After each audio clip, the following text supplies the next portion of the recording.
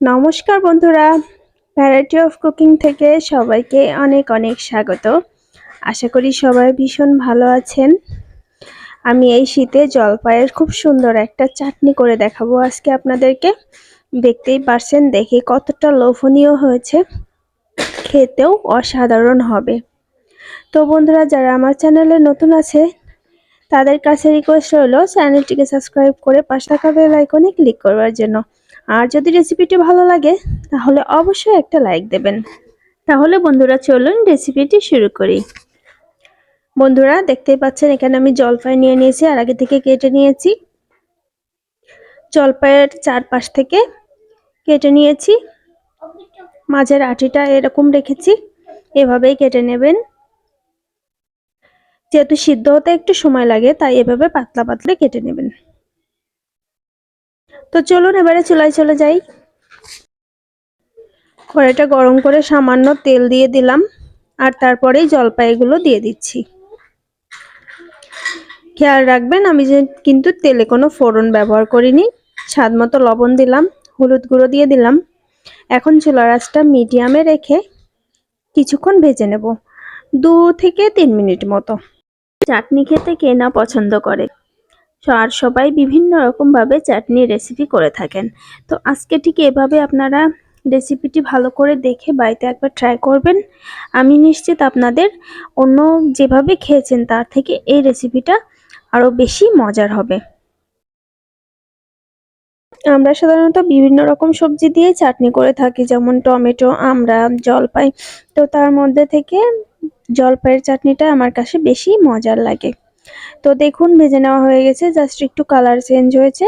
এই সময়ে কিন্তু আমি জল দিয়ে দিলাম, আর জলের পরিমাণটা অবশ্যই একটু বেশি দিতে হবে, তার কারণ সিদ্ধ হতে সময় লাগবে। তো আরো একটু স্বাদ মতো লবণ, আরো একটু হলুদ গুঁড়ো দিয়ে দিলাম, ভালো করে নেড়ে মিশিয়ে দিলাম। তো এবারে দেখুন ফুটে উঠেছে জলপাইটা গুলো। তো এখন আমি ঢাকা দিয়ে দেব ঠিক 10 মিনিটের জন্য, আর চুলার আঁচটা মাঝারিতে রাখবো। তো 10 মিনিট পর ফিরে এসেছি। তো 10 মিনিট পর কিন্তু জলপাই সিদ্ধ হয়ে গিয়েছে। এখন কি করব, আমি জল থেকে ছেঁকে উঠিয়ে একটা পাত্রে রাখবো। তো তারপর আমি একটা হাতার সাহায্যে এভাবে সবগুলো ভালো করে একদম একটা ভর্তা মতো বানিয়ে নেব, ঘেটে ভর্তা করে নেব। আপনারা চাইলে ঝোলের মধ্যে রেখেও এই কাজটা করতে পারেন, কিন্তু আমার কাছে মনে হয় আলাদা পাত্রে উঠিয়ে এভাবে কাজটা করলে তাহলে নরম বেশি হয়।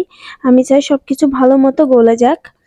তো আমার কাজটা হয়ে গিয়েছে, এখন আমি আবার ঝোলের মধ্যে দিয়ে দিলাম। চুলার আঁচটা কিন্তু আমি অফ করিনি, লোতে করে রেখেছিলাম। তো মাঝে মাঝে কিন্তু হাতা দিয়ে ভালো করে একটু ঘেটে দিচ্ছি, যাতে করে যেটুকু দলা দলা আছে ভেঙে যায়। তো খুব সুন্দরভাবে ফুটছে, ঝোলটাও কিন্তু অনেকটাই গাঢ় গাঢ় হয়ে এসেছে। ঠিক এ সময় আমি চিনি দিয়ে দেব।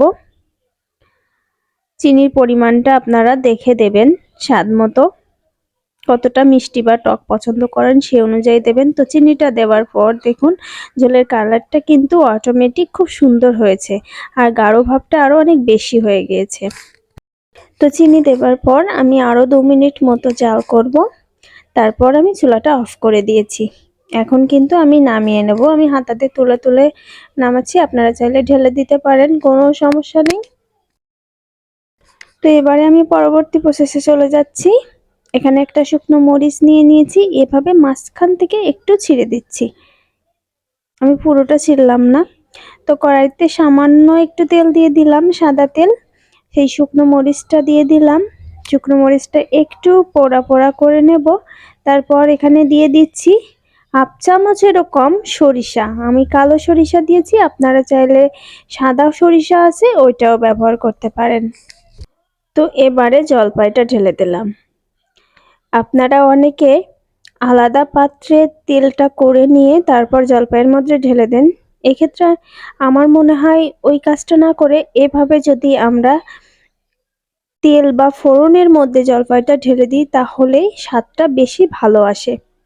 তো আমি কিন্তু ফোড়ন দেবার পরে কোনো রকম জাল করব না, জাস্ট একটু বুদবুদ 30 সেকেন্ড মতো কড়াইতে রেখে অলরেডি আমি চুলাটা অফ করে দিয়েছি। এবারে নামিয়ে নেব। দেখতেই পাচ্ছেন কতটা সুন্দর লোভনীয় হয়েছে, আর এখন দেখে মনে হচ্ছে একটু পাতলা রয়ে গেছে। একদমই না, 30 মিনিট মতো পরেই দেখবেন ঝোলটা অনেকটাই গাঢ় হয়ে গিয়েছে, একদম গাঢ় হয়ে গিয়েছে। তো এ সময়ে আমি নামিয়ে নিচ্ছি। তো বন্ধুরা, কেমন লাগলো আজকে জলপাইয়ের চাটনিটা অবশ্যই আমাকে কমেন্ট বক্সে জানাবেন, আর বাড়িতে একবার ট্রাই করবেন। আমি নিশ্চিত আপনাদের ফিরে এসে এখানে আরেকটা কমেন্ট করতে হবে যে না, বাড়িতে তৈরি করেছিলাম, মজার হয়েছে খেতে। তো বন্ধুরা, আজকের মতো বিদায় নেব। ভালো থাকবেন সবাই। এরকমই সুন্দর সুন্দর সহজ রেসিপি নিয়ে আপনাদের মাঝে চলে আসবো ভ্যারাইটি অফ কুকিং থেকে। ভালো থাকবেন সবাই, ধন্যবাদ।